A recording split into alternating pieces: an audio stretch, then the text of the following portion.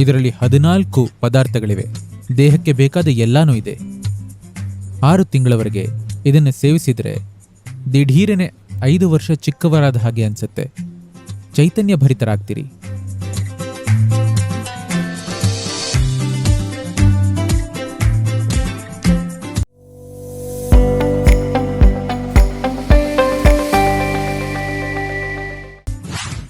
Ganji, this it's called ಸಂಜೀವಿನಿ ಗಂಜಿ. ಇದನ್ನ ಸಂಜೀವಿನಿ ಗಂಜಿ ಅಂತೀವಿ. ನಾನೇ ಮಾಡಿದ್ದು ಇದರ ರೆಸಿಪಿನ. ಇದರಲ್ಲಿ 14 ಪದಾರ್ಥಗಳಿವೆ. ದೇಹನ ಪೋಷಿಸೋಕೆ ಬೇಕಾದ್ದೆಲ್ಲ ಇದೆ. ನಿಮ್ಮ ಹೊಟ್ಟೆಯಲ್ಲಿ ಹೇಗಿರುತ್ತೆ ಅಂದರೆ ತುಂಬ ನಿಧಾನವಾಗಿ ರಕ್ತಕ್ಕೆ ಸೇರುತ್ತೆ. 6-7 ಗಂಟೆಗಳವರೆಗೆ ಆಗೋ ಹಾಗೆ ಊಟ ಮಾಡಬೇಕು ಅಂದರೆ ನಿರ್ದಿಷ್ಟ ಪ್ರಮಾಣದ ಆಹಾರ ಸೇವಿಸಬೇಕು. ಈಗ ಅಷ್ಟು ಪ್ರಮಾಣದಲ್ಲಿ ತಿನ್ನೋದ್ರಿಂದ ಊಟದ ನಂತರ ದೇಹಕ್ಕಿರುವ ಮುಂದಿನ ಸವಾಲು ಅಂದರೆ ನಿದ್ದೆ. ಯೋಗ ಸಾಧಕರಿಗೆ ಇರೋ ದೊಡ್ಡ ಸವಾಲು, ಜನಕ್ಕೆ ಇದು ಅರ್ಥ ಆಗಲ್ಲ. ಯೋಗ ಸಾಧಕರಿಗೆ ಇರೋ ದೊಡ್ಡ ಸವಾಲು ಅಂದರೆ ಕಣ್ಣು ಮುಚ್ಚಿನೂ ಎಚ್ಚರವಾಗಿ ಗಮನಪೂರ್ವಕವಾಗಿರೋದು. ತಿಂಗಳುಗಟ್ಟಲೆ ಇದನ್ನಷ್ಟೇ ತಿಂದು ಬದುಕಿದ್ದೆ. ಬರೀ ಗಂಜಿ, ನೆನೆಸಿದ ಕಡಲೆಬೀಜ ಅಥವಾ ತೆಂಗಿನಕಾಯಿ. ಭಾರತದಲ್ಲಿ ಗಂಜಿ ಮತ್ತು ತೆಂಗಿನಕಾಯಿ ಇದ್ದರೆ ಆಯಿತು, ಆ ದಿನಕ್ಕೆ ಸಾಕು. ಒಂದು ದೊಡ್ಡ ಲೋಟದಲ್ಲಿ ಗಂಜಿ ಮತ್ತು ತೆಂಗಿನಕಾಯಿ ಇದ್ದರೆ ಅವತ್ತಿಗೆ ಸಾಕು, ಇನ್ನೇನು ಬೇಡ. ಹಿಂದೆ ನಾವೆಷ್ಟು ಚಟುವಟಿಕೆ ಮಾಡ್ತಿದ್ವಿ ಅಂದರೆ 3 ಜೀವಮಾನಕ್ಕಾಗುವಷ್ಟು ಬದುಕಿದ್ವಿ ಅನ್ನಿಸ್ಬೇಕು. ಹೌದು, ಕಳೆದ 30 ವರ್ಷಗಳಲ್ಲಿ ಕೆಲವೊಂದಿಷ್ಟು ಜನರು ಎಷ್ಟೆಲ್ಲ ಪ್ರಮಾಣದ ಕೆಲಸ ಮಾಡಿದ್ದಾರೆ ಅಂತ ನೋಡಿ. ಇದಾಗಿದ್ದು ಸಂಜೀವಿನಿ ಗಂಜಿಯಿಂದ. ಕ್ಯಾಮ್ರಾ ಕಡೆ ನೋಡಬೇಕಿತ್ತು, ಒಳ್ಳೆ ಜಾಹೀರಾತಾಗುತ್ತಿತ್ತು. ಮಿಸ್ ಆಗೋಯ್ತು.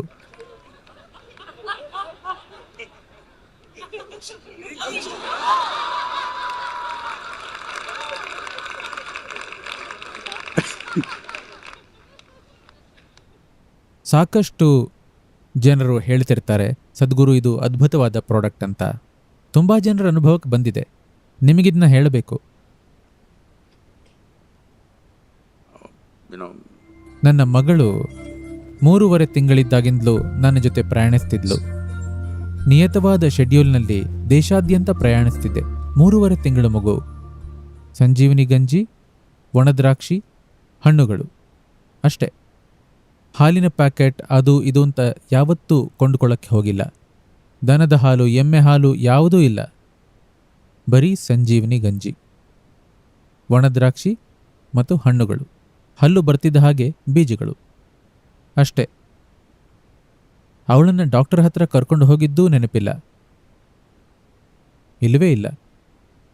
6 ತಿಂಗಳು ಇದನ್ನ ಸೇವಿಸಿದರೆ ದಿಢೀರನೆ ನೀವು 5 ವರ್ಷ ಚಿಕ್ಕವರಾದ ಹಾಗೆ ಅನಿಸುತ್ತೆ. ಚೈತನ್ಯ ಭರಿತರಾಗ್ತೀರಿ. ಬರೀ 4 ಗಂಟೆಗಳು ಮಲಗಿದರೂ ಸಾಕಾಗುತ್ತೆ. ಈಗ ಆಯ್ಕೆ ನಿಮ್ಮದು.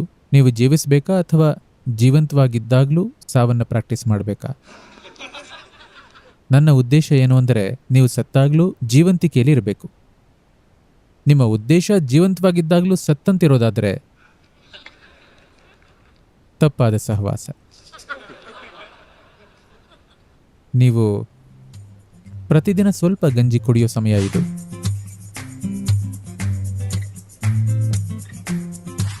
ಎಲ್ಲದಕ್ಕಿಂತ ಕಡಲೆ ಬೀಜ ಅಥವಾ ಶೇಂಗಾ. ನನಗೆ ಕಡಲೆ ಬೀಜದ ಬಗ್ಗೆ ತುಂಬಾನೇ ಒಲವು. ಯಾಕೆಂದರೆ ಒಂದು ಕಾಲದಲ್ಲಿ ನಾನು ಬರೀ ಕಡಲೆ ಬೀಜ ಮತ್ತು ಬಾಳೆಹಣ್ಣು ತಿನ್ಕೊಂಡು ಬದುಕಿದ್ದೆ ಅಷ್ಟೇ. ಯಾಕೆಂದರೆ ಅಗತ್ಯ ಇರೋ ಎಲ್ಲಾನೂ ಅದರಲ್ಲಿದೆ. ನೆನೆಸಿದ ಕಡಲೆ ಬೀಜ 1 ಹಿಡಿ, ಇಷ್ಟು ಕಡಲೆ ಬೀಜ ರಾತ್ರಿ ಇಡೀ ನೆನೆಸಿದ್ದು, 1 ಬಾಳೆಹಣ್ಣು, ಇಡೀ ದಿನಕ್ಕೆ ಸಾಕಾಗ್ತಿತ್ತು. ಚೆನ್ನಾಗಿ ಸಕ್ರಿಯವಾಗಿ ಇರ್ತಿದ್ದೆ. ನಿಮ್ಮ ಕಲ್ಪನೆಗೂ ಮೀರಿ ಸಕ್ರಿಯವಾಗಿ ಇರ್ತಿದ್ದೆ. ದೇಹಕ್ಕೆ ಬೇಕಾದ ಎಲ್ಲ ಅದರಲ್ಲಿದೆ. ಅದು ಸ್ವತಃ ಒಂದು ಪರಿಪೂರ್ಣ ಆಹಾರ. ನೀವದನ್ನು 6 ರಿಂದ 8 ಗಂಟೆ ನೆನೆಸಿಟ್ರೆ ಅದರಲ್ಲಿನ ಪಿತ್ತ ಅಂಶವನ್ನು ತೆಗೆದುಹಾಕುತ್ತೆ. ಪಿತ್ತ ಕೇಳಿದ್ದೀರಾ?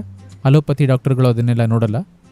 ಆದರೆ ಆಯುರ್ವೇದ ಇದರ ಮೇಲೆ ಇರೋದು ಉಷ್ಣ, ಶೀತ, ಪಿತ್ತ. ಇದು ಪಿತ್ತನ ತೆಗೆದುಹಾಕುತ್ತೆ. ಈ ನೆನೆಸಿದ ಶೇಂಗಾನ ಚೆನ್ನಾಗಿ ಜಗಿದು ತಿನ್ನಬೇಕು. ಜೆನೆಟಿಕ್ ಇಂಜಿನಿಯರ್ನಿಂದ ಮಾರ್ಪಾಡು ಮಾಡಿದ್ದು ಆಗಿಲ್ಲದೆ ಇರೋ ಥರ ನೋಡ್ಕೊಳ್ಳಿ. ಸಾಮಾನ್ಯ ಕಡಲೆಬೀಜ ಆಗಿರಲಿ. ನಿಮಗೆ ತಿಂಡಿಗೆ ಒಂದೊಳ್ಳೆ ರೆಸಿಪಿ ಹೇಳ್ತೀನಿ. ಒಂದು ಹಿಡಿ ಕಡಲೆಬೀಜ ತಗೊಂಡು ನೀರಿನಲ್ಲಿ 6ರಿಂದ 8 ಗಂಟೆ ನೆನೆಸಿಡಿ. ನಂತರ ಮಿಕ್ಸಿಗೆ ಹಾಕಿ. ಬೇಕಿದ್ರೆ ಒಂದು ಬಾಳೆಹಣ್ಣು ಅಥವಾ ಯಾವುದಾದ್ರೂ ಹಣ್ಣನ್ನು ಹಾಕಿ. ಬಾಳೆಹಣ್ಣು ಚೆನ್ನಾಗಿರುತ್ತೆ, ಆದರೆ ಯಾವ ಹಣ್ಣಾದರೂ ಸರಿ. ಬೇಕಿದ್ರೆ ಸ್ವಲ್ಪ ಜೇನುತುಪ್ಪ ಹಾಕಿ. 2 ನಿಮಿಷದಲ್ಲಿ ಒಂದು ಅದ್ಭುತವಾದ ತಿಂಡಿ ರೆಡಿ. 2 ನಿಮಿಷ ಸಾಕು ಮಾಡೋದಿಕ್ಕೆ. ಸ್ವಲ್ಪ ನೀರಾಗಿರಬೇಕು ಅಂದರೆ ಸ್ವಲ್ಪ ಜಾಸ್ತಿ ನೀರು ಹಾಕ್ಕೊಂಡು ಕುಡಿಬಹುದು. ಗಂಜಿ ಹದಕ್ಕೆ ಬೇಕಂದರೆ ಸ್ವಲ್ಪ ದಪ್ಪ ಮಾಡಿಕೊಂಡು ತಿನ್ನಬಹುದು. 4-5 ಗಂಟೆಗಳವರೆಗೆ ಆರಾಮಾಗಿ ಸಾಕಾಗುತ್ತೆ. ಮತ್ತಿದು ಅತ್ಯಂತ ಪೌಷ್ಟಿಕ.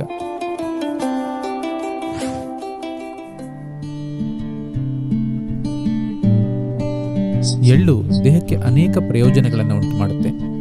ಇದು ಅತ್ಯಂತ ಶಕ್ತಿಯುತ ಮತ್ತು ದೇಹದಲ್ಲಿ ಉಷ್ಣವನ್ನು ಹೆಚ್ಚಿಸುತ್ತೆ.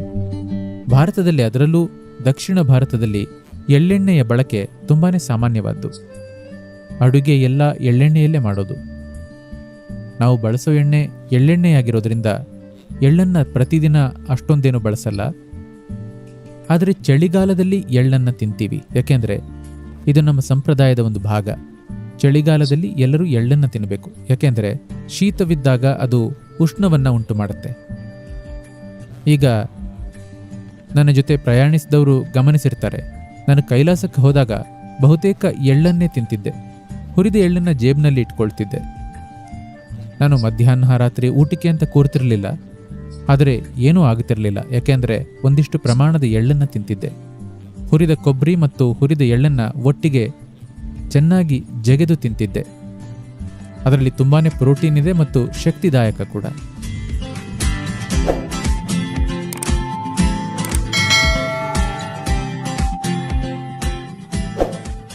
ಲೇಟೆಸ್ಟ್ ಹಾಗೂ ಇಂಟ್ರೆಸ್ಟಿಂಗ್ ಸುದ್ದಿಗಳಿಗಾಗಿ ಬಾಸ್ ಟಿವಿ ಕನ್ನಡ ಚಾನೆಲ್ನ ಸಬ್ಸ್ಕ್ರೈಬ್ ಮಾಡಿ. ಹಾಗೆಯೇ ಬೆಲ್ ಐಕಾನ್ ಪ್ರೆಸ್ ಮಾಡಿ. ಇದರ ಜೊತೆಗೆ ಫೇಸ್ಬುಕ್, ಇನ್ಸ್ಟಾಗ್ರಾಮ್, ಎಕ್ಸ್ನಲ್ಲೂ ಮಿಸ್ ಮಾಡದೆ ಫಾಲೋ ಮಾಡಿ.